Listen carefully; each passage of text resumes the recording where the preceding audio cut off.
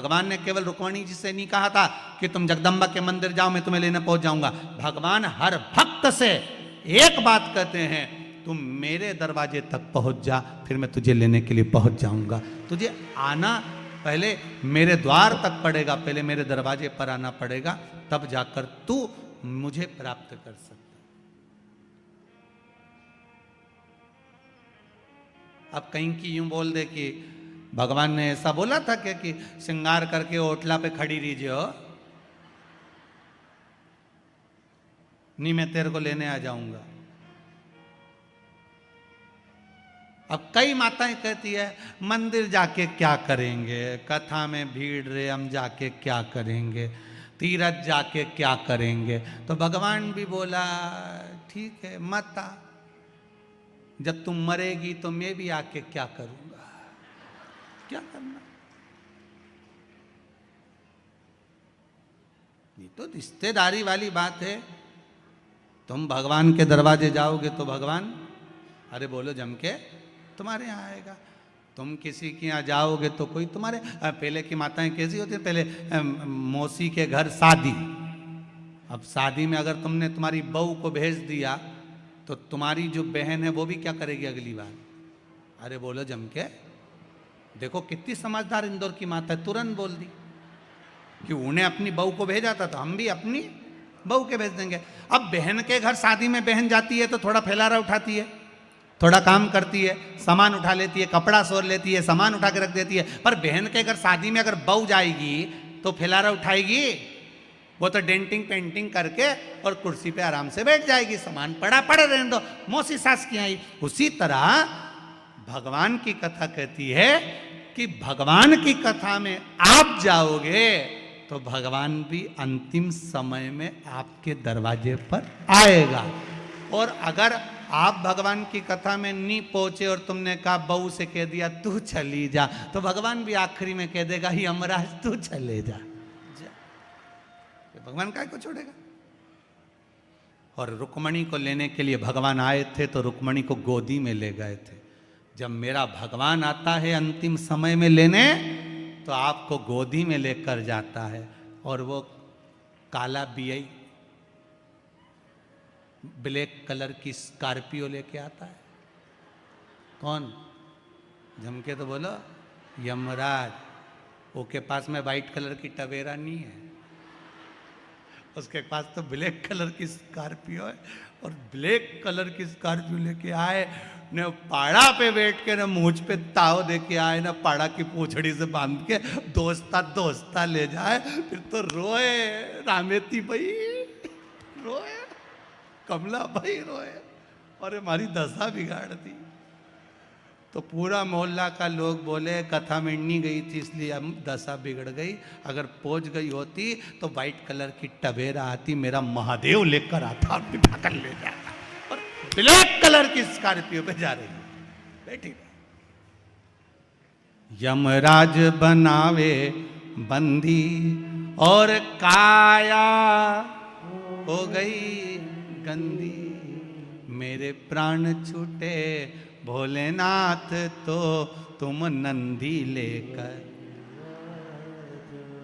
अंतिम समय परमात्मा आए, उसको बुलाने के लिए प्रयास हमें करना पड़ेगा। आप बुलाओगे तो आएगा ना, उसको बुलाओ। अब सती मैया को लगा मुझे जाना चाहिए, सती मैया पहुंच गई, और जैसे ही माता सती गई यज्ञशाला में पहुंची, देखा ठाट बाट सब, पर सती मैया का कोई सम्मान नहीं हुआ, आदर नहीं हुआ, क्रोध आ गया। एक गलती माता सती ने कर दी, बहुत बड़ी गलती थी माता सती की, कि वो यज्ञ की अग्नि में कूद कर समाप्त हो गई। काय में कूदी है? यज्ञ की अग्नि में कूदी। बस ये गलती माता सती ने कर दी।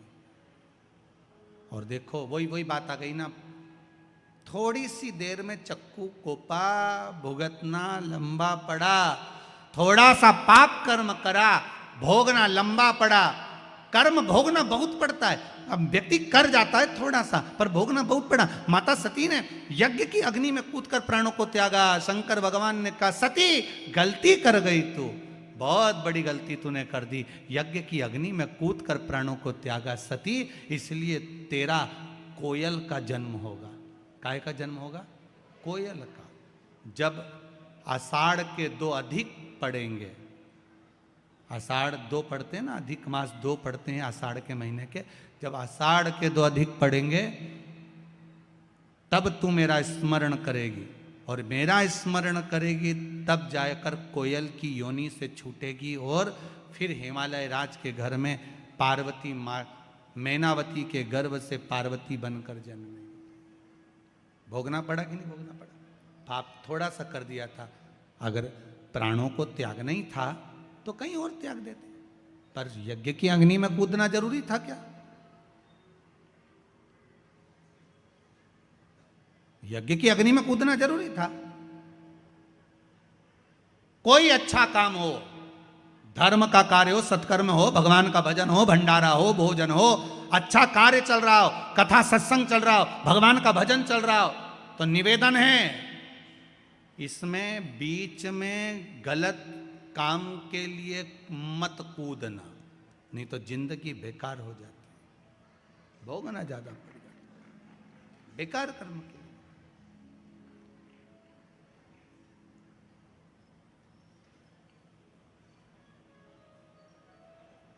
बाबा से बस एक निवेदन,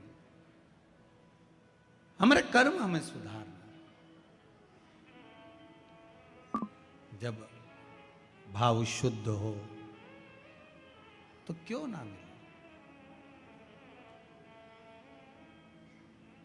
3 बजे कथा चालू हुई थी, ये जितने खड़े हैं आस पास इधर उधर, 3 बजे से कथा चालू हुई तो कम से कम 2:30 बजे से 2 बजे से खड़े होंगे। सही है कि गलत है? और बल्कि पहले से ही खड़े होंगे। जब से 6 बजे तक कथा जब तक चलेगी, 6 सवा 6 बजे तक, तब तक खड़े। इनकी तपस्या, इनका तप कहीं तो शिव देखेगा, कहीं तो शंकर देखेगा ना। इस व्यासपीठ से मैं आपको नमन करता हूं सभी श्रोताओं को कि आपका जो भरोसा है ना शंकर के प्रति, आप यहाँ से जाते हो तो हर हर महादेव चिल्लाते चिल्लाते जाते हो, आते हो तो हर हर महादेव श्री शिवाय नमस्तुभ्यम बोलते हुए आते हो। कितना विश्वास होगा, कितना भरोसा होगा, कितनी दृढ़ता होगी। पूरे इंदौर में चर्चा है कि विश्वास शंकर के प्रति कितना जागा है, वो देखना है तो ये कनकेश्वरी ग्राउंड में देखिए। कीचड़ है चारों तरफ, पानी गिर रहा है। मेरा कैमरे वालों से निवेदन है, बाहर जितने लोग बैठे हो छाता खोल खोल के बैठे, पानी लगातार टपर टपर हो रहा है थोड़ी थोड़ी देर में। पर इनकी दृढ़ता देखिए आप, इनका विश्वास देखिए आप। कोई ने इनको कुछ दिया है? इनको देने वाला तो देवाधिदेव महादेव है, कोई दूसरा नहीं दे सकता। शंकर, जिस जमीन पर आप बैठे हो पूरी गीली है, ये बहन वन बैठी है ना, यहां से पानी दिस रहा था, बता रहे थे कि यहां से पानी बहकर जा रहा था, पर फिर भी आपका विश्वास बड़ी दृढ़ है, बड़ा दृढ़। इस विश्वास के बल पर शिव महापुराण की कथा है। और एक बात आपसे कहेंगे, इतने वर्षों में हमने एक चीज जरूर देखी है कि जिसने शंकर मेरा ओघड़ी है, वो बिना सोचे देता है। कभी उसने विचार ही नहीं करा कि मुझे इसको क्या देना है। ब्रह्मा जी कहते हैं इसके भाग्य में बहुत बहुत भोगना लिखा है। शंकर जी कहते हैं एक बार मेरे पास तो आ जाए, फाइल ही दबा दूंगा नीचे, निकलने ही नहीं दूंगा कि कितना भोगना लिखा। तू आ तो सही। ब्रह्मा जी बोल रहे हैं आप फाइल पढ़ो, शंकर जी के फाइल आए तो ब्रह्मा जी बोले मैं आपके पास कभी आने ही नहीं दूंगा। कई लोग ऐसे हैं सारी दुनिया में माथा टेकते हैं, सबके सामने जाके रोते हैं, सबके सामने हाथ फैला लेते हैं, पर शंकर पर भरोसा नहीं कर पाते। शिव जी कहते हैं एक बार मेरे पास आ जा, कितनी भी बेकार फाइल हो सामने नहीं दूंगा, नीचे ऐसी अलमारी में पटकूंगा कि आएगी नहीं। क्या भोगेगा? आ तो अकाल मृत्यु वो मरे जो काम करे चंडाल का, काल उसका क्या बिगाड़े जो भक्त हो महा काल का। शंकर के उपासक हो तो फिर भय काहे का? क्यों भय खाना? बुरा कर्म हुआ पूर्व में, हो सकता है कर्म हमने बेकार करा होगा तो आज भोगना पड़ रहा हो, पर घबराना नहीं है हमको। क्या करेगा यम?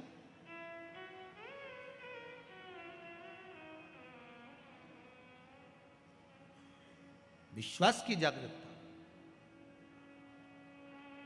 और जब विश्वास पूर्ण तरह से प्रबल हो जाए तो भगवान भी खड़ा रहता है।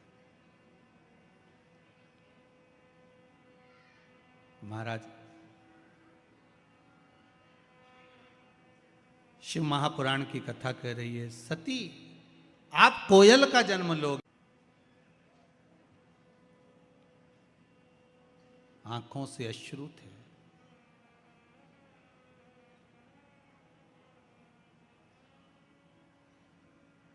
नैनों से जल बह रहा था।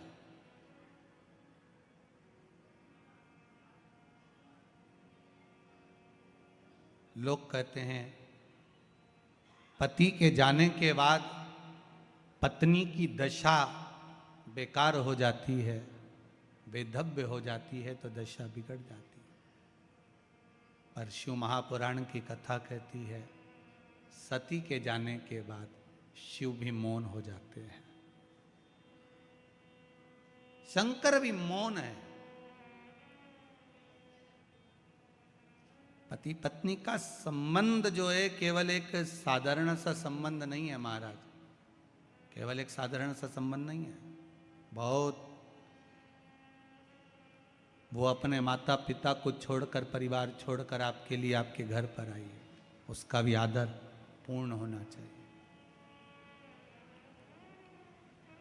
एक व्हाट्सएप पे एक मैसेज पड़ा था,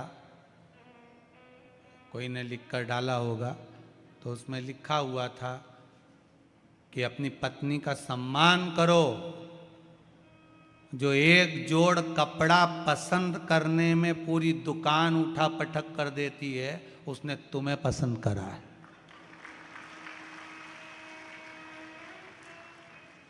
समझो जरा, एक जोड़ कपड़ा पसंद करने में जो पूरी दुकान को ऊंचा नीचा कर देती है, उसने तुम्हें पसंद करा। ये उसका सम्मान होना चाहिए कि देखो तुम जैसे के भी पसंद कर लिया, नहीं तो ये भेरू कौन, जरा विचार कर। सती चली गई मां, शिव नेत्र से जल, खूब क्रोध आया, केश तोड़कर रुद्रगण उत्पन्न करा, यज्ञशाला विध्वंस हो गई, अग्नि में दक्ष प्रजापति का सिर गिर गया। बाद में देवताओं ने स्तुति करी तो बकरे का मुख भी लगा दिया, यज्ञ पूरा करवाया। उधर पितरों की 3 बेटियां थीं, मैना, धन्या और कला, जो पितृलोक में निवास कर रही हैं। सारे देवताओं के लोक से भी ज्यादा सुंदर होता है पितृलोक, जहां पर पितृ रहते हैं, बहुत सुंदर लोक है। पितृलोक क्यों सुंदर होता है? पितृलोक सबसे ज्यादा अच्छा क्यों माना गया है? पितृलोक की सुंदरता क्यों मानी गई है? उसका कारण होता है, जितनी समय भगवान विष्णु बैकुंठ में नहीं रहते, ज्यादा से ज्यादा समय भगवान विष्णु पितृलोक में रहते हैं, ज्यादा से ज्यादा समय पितृलोक। पूछा क्यों? परिवार का, कुटुंब का, गोत्र का व्यक्ति जब कोई अच्छा काम करता है, जितनी देर तक वो अच्छा काम करता है उतनी देर तक भगवान विष्णु को उसके पितृलोक में, उसके पितरों के पास बैठकर कंधे पर हाथ रखकर बैठना पड़ता है।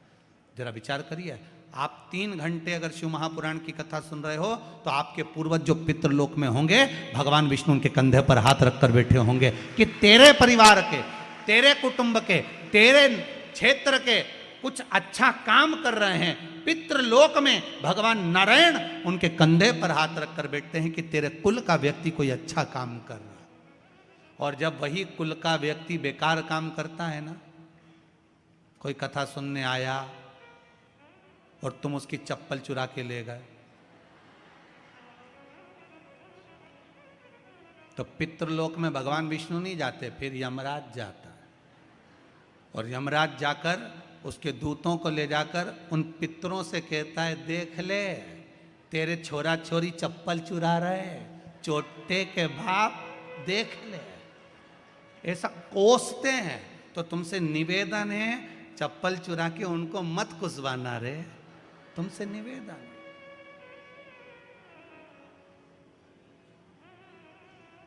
गंगा नहाने जाओ ना हरिद्वार में, तो वहां पे लोग भगवान का भजन करने जाते हैं और कई कई लोग ऐसे आते हैं कि इनने कपड़ा उतारा, बेग धरा, ये करे गंगे हर, हम इनसे करें नंगे हर।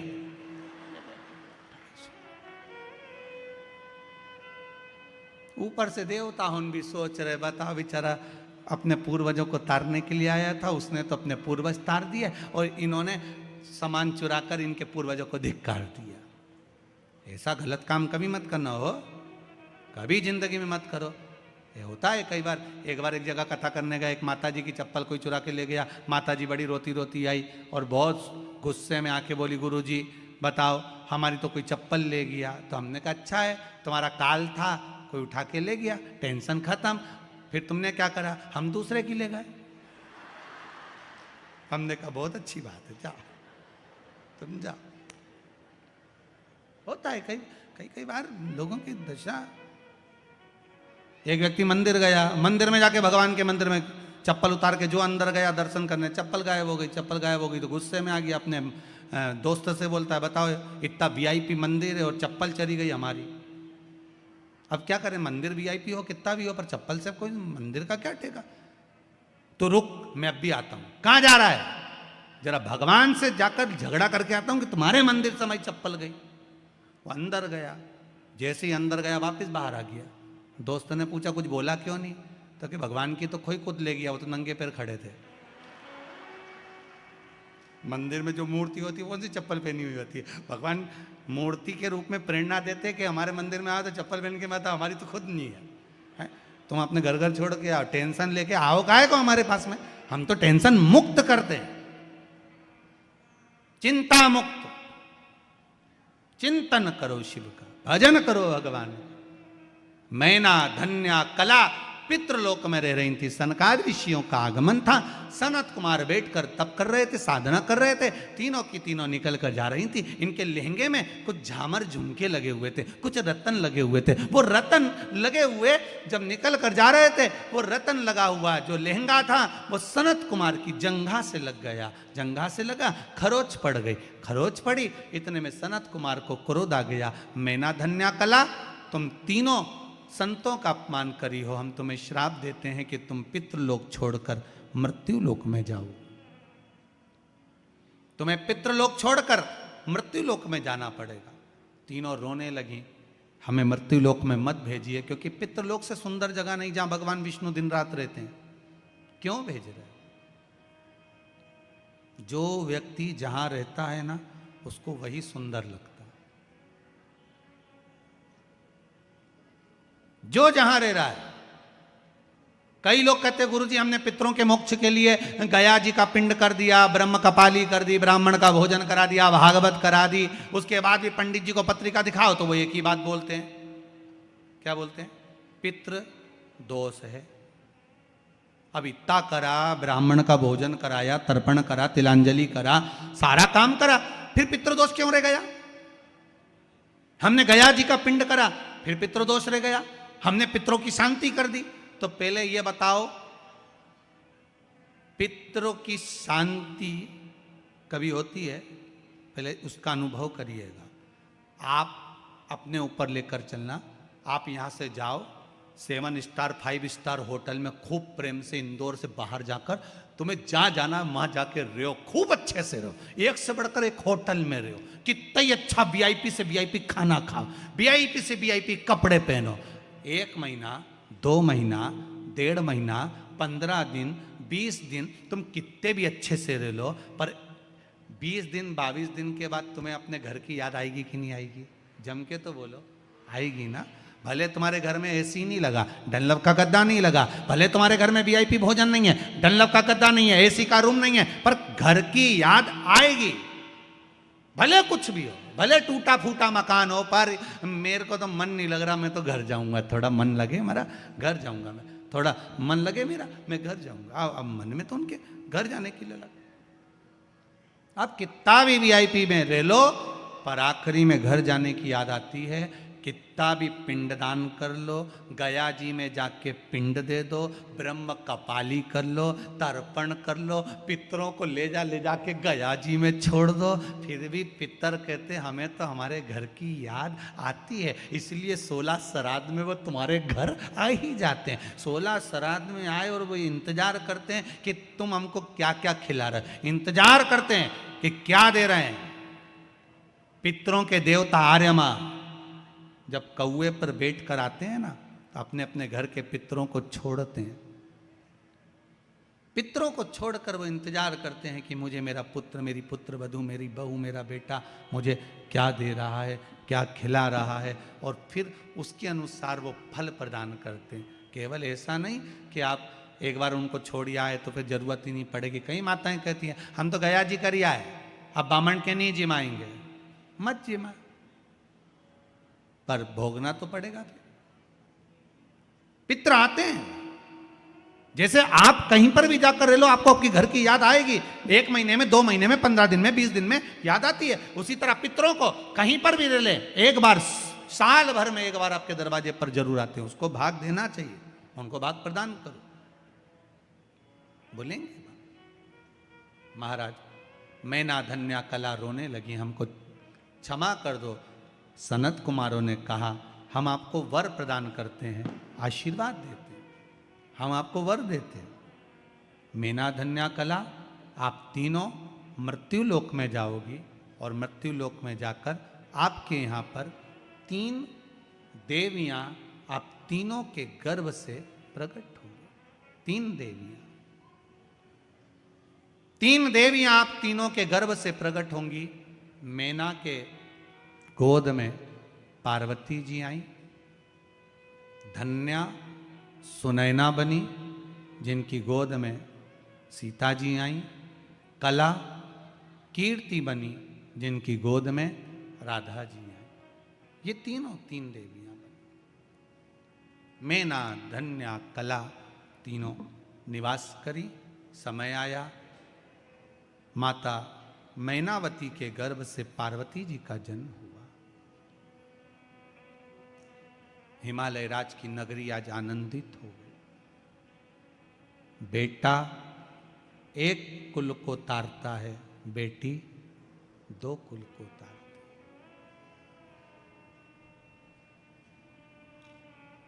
एक बार बेटा अपने माँ बाप को दुखी देख सकता है, पर बेटी कभी अपने माता पिता को दुखी नहीं देख सकती। वो बेटी हो नहीं देख सकती। मेरा एक निवेदन सबसे रहा है, पहले से भी करना, आज भी करता हूं। मां अहिल्या शिव महापुराण की कथा चल रही है, इसमें एक निवेदन करूंगा।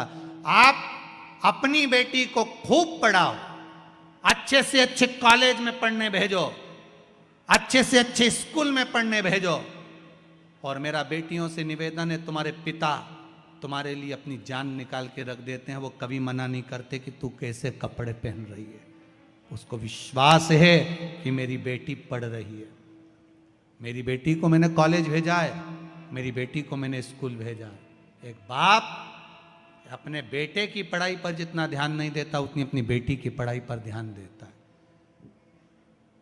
94 तरह के नरक होते हैं, उसमें एक नरक होता है, गरुड़ पुराण में लिखा है, जो कन्यादान से मुक्त होता है। कन्यादान से मुक्त होता है। 94 तरह के नरक में एक नरक ऐसा होता है, जब तक बाप के घर में अगर बेटी का जन्म हुआ है और बाप अगर उस बेटी का कन्यादान नहीं करता तो बाप को 94 की 94 नरक कई बार भोगना पड़ते हैं। तो मेरा बेटियों से एक निवेदन है, तुम्हारे पिता ने तुमको पढ़ाया, तुम्हारे पिता ने तुम्हारा पालन करा, तुम्हारे पिता ने कभी तुम्हें टोका नहीं, तुम्हारे पिता ने कभी तुम्हें रोका नहीं। बस निवेदन इतना सा है बेटियों से कि अपने पिता को कन्यादान का मौका जरूर देना, यहाँ वहाँ मत चली जाए। अपने बाप को, अपने पिता को कन्यादान का मौका जरूर देना। किसी के बहकावे में आकर, किसी के फुसलाए में आकर, किसी के कहने पर आकर आप किसी के साथ जाने का प्रयास मत करना। कितना भी प्रेम किसी से हो जाए, आखिरी में कह देना कि मेरा पिता कहेगा शादी वहीं करूंगी, मेरा पिता कहेगा कन्यादान का मौका जरूर दूंगी मैं अपने बाबुल को। 94 तरह का नरक मेरा बाप भोगे, ये मैं नहीं देख सकती। ये बेटी की मर्यादा है। आज के जमाने में अनेक धर्म के लोग हमारे हिंदू धर्म की बेटियों को बहला रहे हैं, फुसला रहे हैं, अच्छा अच्छा आकर्षण दिखा रहे हैं और बेटियां उनके कहने में चली जा रही हैं। मेरा बेटियों से निवेदन है, अपने बाप को नरक मत भोगने देना। 94 तरह का नरक बाप ना जाने कितनी बार भोगता है। हर किसी की यहाँ बेटी का जन्म नहीं होता। दो मित्र मिले बहुत दिनों के बाद, दोनों ने आपस में बात करी। एक बोला क्यों रे, शादी हो गई तेरी? हाँ। हो गई शादी? हाँ। तो तेरी हो गई? हाँ। कितने बच्चे तेरे? मेरी 2 लड़कियां हैं, ये मेरे साथ में खड़ी हैं। और तेरी शादी हो गई? हो, मेरे 2 बेटे हैं। 2 बेटे? अरे वाह, अच्छा हुआ भगवान ने मुझे लड़की नहीं दी, अच्छा हुआ मुझे भगवान ने बेटी नहीं दी। कहाँ ध्यान रखता है, स्कूल छोड़ने जाओ, कॉलेज छोड़ने जाओ, उसका ध्यान रखो, शादी करो, ब्याह करो। अच्छा है मेरे घर में 2 बेटे हैं, ध्यान देने की जरूरत नहीं पड़ती, कम से कम बेटे तो हैं घर में।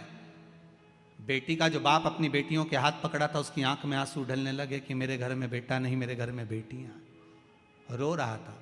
एक बेटी ने अपने पिता का मुख देखा, सामने वाले अंकल का कुर्ता खींचा, अंकल का कुर्ता खींच कर कहा, अंकल आप कहते हो कि अच्छा हुआ भगवान ने आपको बेटी नहीं दी? अंकल मैं कहती हूं भगवान बेटी हमेशा भाग्य वालों को देता है, तेरे जैसे खोमले को नहीं देता। जो अपनी बहन बेटी को कभी एक साड़ी नहीं देता, कभी अपनी बहन बेटी को सामान नहीं देता, जैसे जैसे नंदे घर में आती हैं, बहन बेटी घर में आती हैं तो भाभियों का मुंह भगोना हो जाता है, तो ऐसे के घर में कौन लड़की देगा? कौन दे बेटी? भगवान भी सोच समझ के बेटी देता है। कई कई करोड़पतियों के यहाँ इतना पैसा, लोग कहते हैं इसके घर में बेटी हो जाती है, उसके घर में बेटा हो जाता है। और कई कई ऐसी हैं जो बेचारा ठेला चला रहा है, उसके घर में 2-3 लड़कियां हो जाती हैं। क्यों? कारण क्या है? भगवान ने उसको कन्यादान का मौका नहीं दिया, क्योंकि भगवान जानता है कि 94 नरक भुगताना है। और एक गरीब ठेला चलाने वाले के घर में 3-3 लड़कियां इसलिए दे दी क्योंकि इसको अब मुक्त कर देना है, इसको बैकुंठ तक पहुंचा देना है। कन्यादान करने वाला 94 नरकों से मुक्त हो जाता है। जिन जिन के घर में बेटियां हो उनके चरण छूकर मैं प्रणाम करता हूं। धन्य है आप, आपके घर में बेटी का जन्म हुआ। साधुवादता है आपको, धन्यवाद। बेटी जन्मी, हिमालय राज आज प्रसन्न है जिनके घर में बेटी का जन्म हुआ है। बड़े खुश होना बेटी के जन्म पर, बड़े आनंद में रहना। मेरे घर में बेटी हुई है, उसके बराबर कोई सुख नहीं। और बेटियों से निवेदन है कन्यादान का मौका जरूर देना, बहलाने फुसलाने में मत आ जाना। कह देना साहब मेरा पिता है, उससे कन्यादान करवाऊंगी मैं। कन्यादान हो मेरे पिता। अब देवऋषि नारद आ गए, उन्होंने थोड़ा सा भाग्य का वर्णन कर दिया। बड़ा सुंदर वर्णन किया। इनको जो पति मिलेगा नग्न वेशधारी, भस्म जमाने वाला, जटाजूट बांधने वाला। मैनावती के गर्भ में गोदी में जो कन्या है उसको देखकर मैनावती रोने लगी, ऐसी बेटी क्यों दूंगी मैं ऐसी जगह पर? जो भाग्य में लिखा है उसे कोई टाल सका है? तुम कितना बदलोगे? कितना बदलोगे?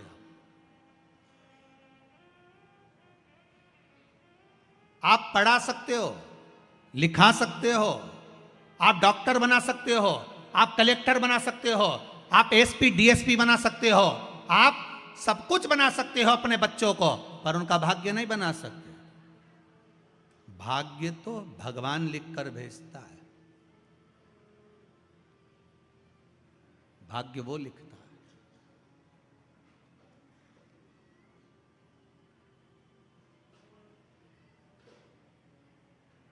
उसके सिवा कोई नहीं लिख सकता। भाग्य उसने लिखा है। आप बनाओ, डॉक्टर बनाओ, कलेक्टर बनाओ, एसपी बनाओ, डीएसपी बनाओ, सीए बनाओ, इंजीनियर बनाओ, पढ़ाओ, खूब पढ़ाओ, खूब पढ़ाओ, पर भाग्य नहीं बना सकते। भाग्य तो उसने बनाया। कितना बनाया, कैसा बनाया, सुख लिखा कि दुख लिखा, ये उसके हाथ में। एक माँ ने अपने पिता पति से कहा, सुनो बेटी बड़ी दुखी है, आप दुनिया भर में इतना धन लुटाते फिरते हो, मंदिर देवालय में जाकर पैसा पैसा लगाते रहते हो, अपनी बेटी को कुछ दे दो। पिताजी ने कहा, उसके भाग्य में सुख नहीं है, मैं नहीं दूंगा। अगर सुख होता तो दुख क्यों मिलता? तो तुम क्या भाग्य लिखने वाले हो? थोड़ा सा सुख दे दोगे तो कुछ चले जाएगा तुम्हारा, दे उसको। पिता ने कहा, मैं नहीं दे सकता। माँ कहने लगी, मैं दूंगी, दे दो। तिल्ली का लड्डू बना लिया। मकर संक्रांति पे दामाद को भोजन करने बुला लिया। तिल्ली के लड्डू का डब्बा दामाद को दे दिया, उसमें सोने की गिन्नियां फंसा दी उस लड्डू के अंदर। दामाद से कहा, ये मेरी बेटी को दे देना। दामाद डब्बा लेकर चला तो उसको याद आया, कल बच्चों की फीस जमा करना है, पैसा घर में नहीं है। अगर डब्बा हलवाई को दे जाऊं और उससे पैसे ले जाऊं तो? डब्बा हलवाई को दे दिया, 500 रुपए लेकर घर चले गया, फीस जमा कर दी। शाम के समय पर सेठ जी आ रहे थे, उनको लगा आज मेरी पत्नी का जन्मदिन है, घर पर मिठाई होगी नहीं। पत्नी को तिल्ली के लड्डू अच्छे लगते हैं तो हलवाई के यहाँ गया और कहा, कोई ताजा लड्डू आया हो तो दो। हलवाई ने वही डब्बा उठाकर दे दिया। पति ने जैसे ही अपनी पत्नी को लड्डू खिलाया, उसमें से सोने की गिन्नियां निकल रही थी। सोने की गिन्नी निकली तो पत्नी की आंख में आंसू आ गया। आप सत्य कह रहे थे कि भाग्य में नहीं होगा तो नहीं मिलेगा, और देखो मैंने दामाद को लड्डू दिए थे, वो लड्डू वापस मेरे घर में आ गए। अगर किस्मत में होते तो मिल ही जाते ना। भाग्य में हो तो जरूर मिलता है, भाग्य में नहीं होगा तो नहीं मिलेगा, प्राप्त नहीं होगा। आज मैनावती ने सोच लिया क्या करा जाए। देवर्षि नारद ने कहा, शिव जी के लगन लगा दो इसको। शंकर की भक्ति में पार्वती मैया ऐसी डूब गई, ऐसी डूब गई, ऐसी डूब गई कि शंकर पति के रूप में माता पार्वती को प्राप्त हुए।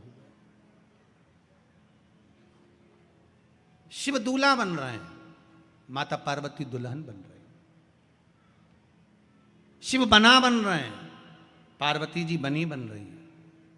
शादी में 8 दिन पहले 15 दिन पहले से गाते हैं, बना जी बना जी बना जी। बना जी इसलिए गाते हैं कि बना के चलना जी, और बनी जी इसलिए गाते हैं कि चाहे कितना ही कुछ बोले पर बनी रहियो, दौड़ दौड़ के मायके मत आइयो। नहीं तो जरा जरा सी बात में दौड़ कर फिर मायके आ जाए, वहीं रहना। हो जाता है थोड़ा विवाद घर में परिवार में चलता रहता है, पर थोड़ी थोड़ी बात को लेकर मायके नहीं आना। और मेरी माताओं से निवेदन है, बहनों से निवेदन है, अपने ससुराल की बात जरा जरा सी बात अपने घर पे फोन लगाकर कभी मत बताना, कभी मत बताओ।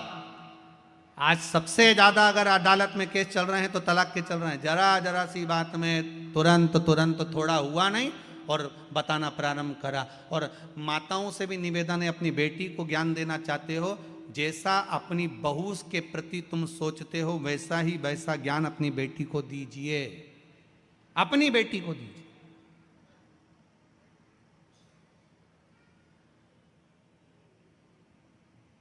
थोड़ा सा अच्छा बनाने का प्रयास करिए। भाग्य में लिखा है, सुख लिखा होगा तो सुख मिलेगा। मान लो एक जगह तलाक हो भी गया, दूसरी जगह शादी करोगे, फिर दुख लिखा होगा तो क्या कर लोगे? भाग्य में जो लिखा होगा वो तो भोगना ही है। इसलिए फिर निवेदन, मत बुरे कर्म कर बंदे वरना पछताएगा। भगवान की आंखों से तू बच नहीं पाएगा, तू बच नहीं पाएगा।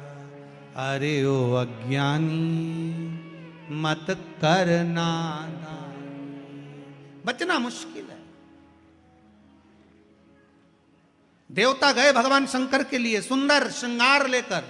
बाबा भोलेनाथ जी बोले मैं श्रृंगार खुद कर लूंगा। सुंदर सुंदर रथ लेकर गए। बाबा बोले मैं खुद रथ पे बैठ जाऊंगा, मुझे नहीं चाहिए। अच्छे अच्छे लग गए तैयार करने के लिए। बाबा कहे मेरा तैयार मैं खुद कर लूंगा।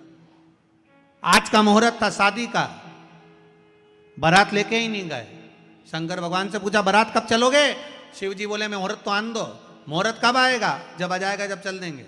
मुहूर्त ही नहीं आया, 8 दिन निकल गए, 15 दिन निकल गए। हिमालय राज ने टेंट वाला, घोड़ी वाला सबको वापिस कर दिया। पंडित जी भी वापिस चले गए कि बताओ बारात ही नहीं आ रही तो रख के क्या करेंगे। मुहूर्त ही नहीं आया। अब जो मुहूर्त निकला था वो तो निकाल दिया। शिव जी का मुहूर्त नहीं आया। शिव जी का मुहूर्त कब आया? जब सामने से अर्थी आई। सामने से लोग मुर्दे को लेकर आ रहे थे। राम नाम सत्य कहते कहते शंकर जी खुश हो गए, नाचने लगे, मेरा मुहूर्त हो गया, अब मुझे बारात लेकर जाना है। स्वप्न में अर्थी दिखती है तो समझ लो कोई शुभ कार्य होने वाला है। किसी को मरा हुआ देख लिया स्वप्न में, समझ लो उसकी उम्र बढ़ गई।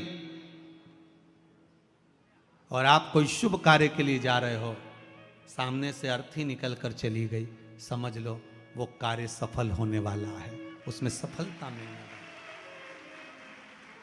अर्थी का दर्शन, कोई कार्य के लिए जा रहे हो, शुभ कार्य के लिए, शुभ माना गया। इसका मतलब ये नहीं है कि तुम शमशान के पास ही घर बना लो। नहीं तो तुम्हारा क्या है, तुम तो क्या सीवर वाला महाराज बोला है, अपन तो शमशान के पास घर बना लो, रोज मुर्दा आता जाता दिखेगा तो अपना कार्य अच्छा होता जाएगा। इसका मतलब ये नहीं हो। शुभ कार्य के लिए शिव जी श्रृंगार कर रहे हैं। इतने में भगवान शंकर तो जाके नंदी पर बैठ गए थे। नंदी पर बैठे तो भोलेनाथ जी से भगवान विष्णु ने कहा प्रभु आप ऊपर कुछ मत पहनो पर नीचे तो कुछ पहनो।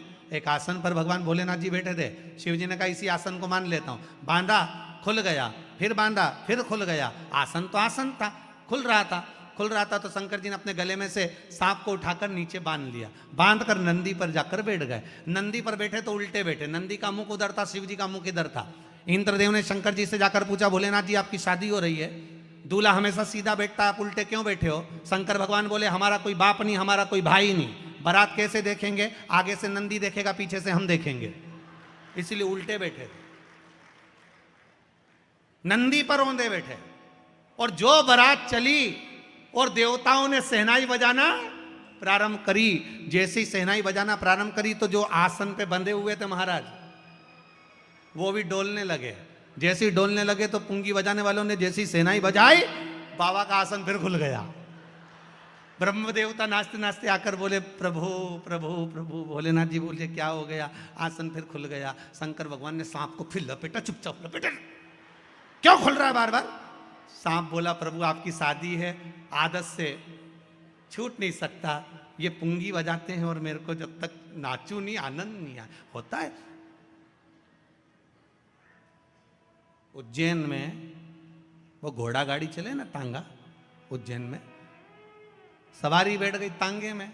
तांगे वाला सवारी लेकर चला स्टेशन की, सुबह सुबह का समय। अब वो तांगा चलाने वाला की जो तांगा था, घोड़ा गाड़ी थी, वो थोड़ी देर बाद रुक जाए। तांगे वाला नीचे उतरे, नाचे, फिर गाड़ी में बैठे तांगे में, फिर चले, फिर वो घोड़ी रुक जाए, फिर चले। अब जो बैठे बेचारे स्टेशन जाने वाले, उनकी ट्रेन नहीं छूट जाए तो उनने पूछ लिया भैया ये पागलपंती क्यों करे बार बार बार बार? नीचे उतरे ने, नाचे ने, फिर आगे बढ़े।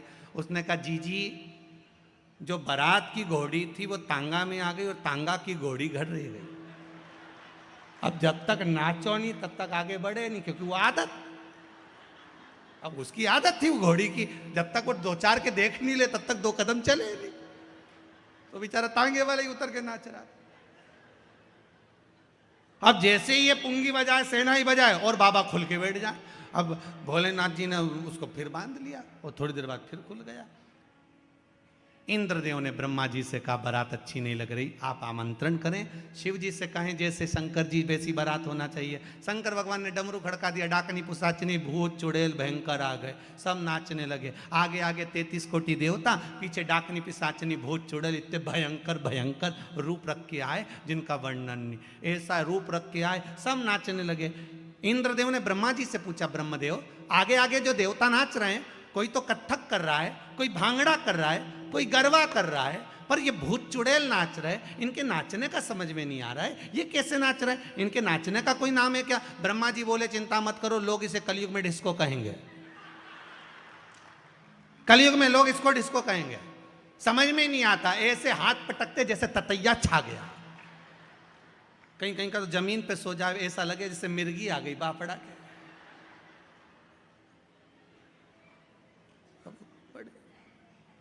सब नाचते कूदते बड़े प्रेम से चले, हिमालय राज की नगरी में पहुंचे। शिव जी के विवाह में और राम जी के विवाह में अंतर है। राम जी की शादी में सबसे पहले भांवर डली थी, फिर भोजन हुआ था। शंकर जी की शादी में सबसे पहले भोजन हुआ था, फिर भांवर डली थी। एक तरफ 33 कोटि देवता बैठ गए, दूसरी तरफ भूत चुड़ैल बैठ गए। पत्तल लगाने वाले आए, इधर लगा कर गए, इधर आए। एक के 12 मुंह थे, उससे पूछा दादा कौन से मुंडा से खाएगा, पत्तल कहाँ रखूं बता। उसने कहा 12 ही रखो, 12 पत्तल रखी। और आगे गए, एक का मुंह आगे भी था पीछे भी था, उससे जाके पूछा तू कैसे खाएगा, उसने कहा पीछे भी रखो, एक पत्तल पीछे रखी। और आगे गए, एक का मुंह ही नहीं था, गला ही गला था, उससे पूछा दादा तू कैसे खाएगा, उसने कहा बाल्टी में लाता जाओ कूड़ता जाओ, बाल्टी में लाता जाओ कूड़ता। परसगारी करने वालों के पसीने छूट गए, परसगारी करने वालों के पसीने छूट गए, जैसे अभी यहां पर भी छूट जाते हैं पूड़ी और सब्जी बांटने।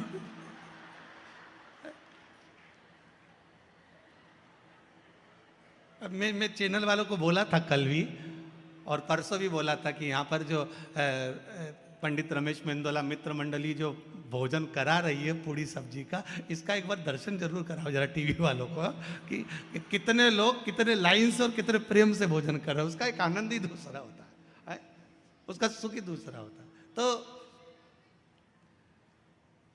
परसगारी करने वालों के पसीने छूट गए। अब पसीने छूटे तो परसगारी करने वाले पहुंचे, और पहुंचते से ही हिमालय राज से जाकर कहा महाराज जी ऐसी बारात हमें से नहीं जिमाई जाए, हमसे बड़े परेशान हो गए जिमा जिमा के, क्या करें। हिमालय राज ने कहा ब्याह नारद जी ने पक्का कराया, उसको पकड़ो। बीच में जो होता ना उसकी आपस सबसे ज्यादा होती।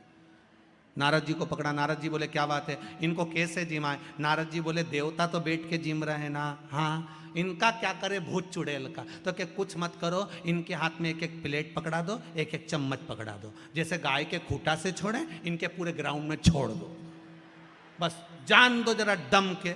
और पूरे ग्राउंड में भोजन चारों तरफ रख दो, यहाँ पानी पतासा, वहाँ छम्मक लड्डू, वहाँ गुलाब जामुन, वहाँ इमरती ने भजिया न पकौड़ा, सबके प्लेट चम्मच दे दी, सब टूट पड़े भयंकर, और खड़े खड़े खा रहे, एक दूसरे को टाचा देते जा रहे भयंकर। किसी की आंख नीली, कोई का होठ कत्थई। तुम लोग गयोगे भी शादी में तो तुम्हें ज्यादा मालूम होगा, कहीं की बिंदी यहाँ लगा के यहाँ चिपका आई, ऐसा बाल का ना जाने कौन सा गुच्छा बनाया, ऐसा बाल निकल रही है दमदमी माई, तो सब भयंकर। इधर से साड़ी टच, इधर से पिन टच, ऐसी घूमती फिरे। राम ज्यादा हंस भी नहीं सकती, लिपस्टिक दांत में चिपक जाए, गुलाब जामुन भी अच्छे से नहीं खा सकती, पूरा मुंडा फाड़ना पड़े तब मुंह में जाए, क्योंकि गुलाब जामुन में लिपस्टिक चिपक जाए, बड़ी तकलीफ।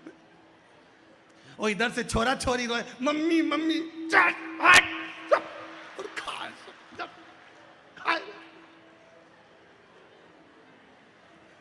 और खा पी के सबसे पहले जो गाड़ी में बैठी, सांस की चैन की, दादा अखाड़े में से बाहर आ गए, राम जी चैन की नींद सोए। फिर जो नकली नकली पहन के आई थी सब गाड़ी में उतारना चालू करा।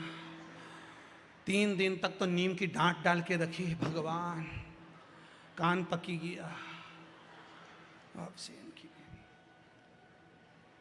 सारे। और सबसे ज्यादा आनंद आता है वो पानी में भर के खाते गुपचुप, पानी पतासा। यहाँ पानी पतासा बोलते हैं, हैदराबाद में गुपचुप बोलते हैं। गुपचुप इसलिए बोलते होंगे जैसे मुंह में गुप आदमी चुप, अब उससे ज्यादा और हो क्या, चली गई मुंह में डप से अंदर। सबसे ज्यादा आनंद आए, और उसी के पास भीड़ ज्यादा, सबको भिखारी जैसा कटोरा पकड़ा दे, दो ना लेते जा, भैया भैया भैया दे दे। और बापड़े को गर्मी अलग लग रही, खुजाल अलग चल रही, ले खा ले खा। और क्या, और बाहर जाते जाते लोग बात कर रहे हैं पानी पतासे का पानी तो ऐसा जोरदार घर में ही नहीं बने, क्योंकि घर में एक्स्ट्रा सामान नहीं डले तो स्वाद ज्यादा है। अरे ऐसा पानी खाओ।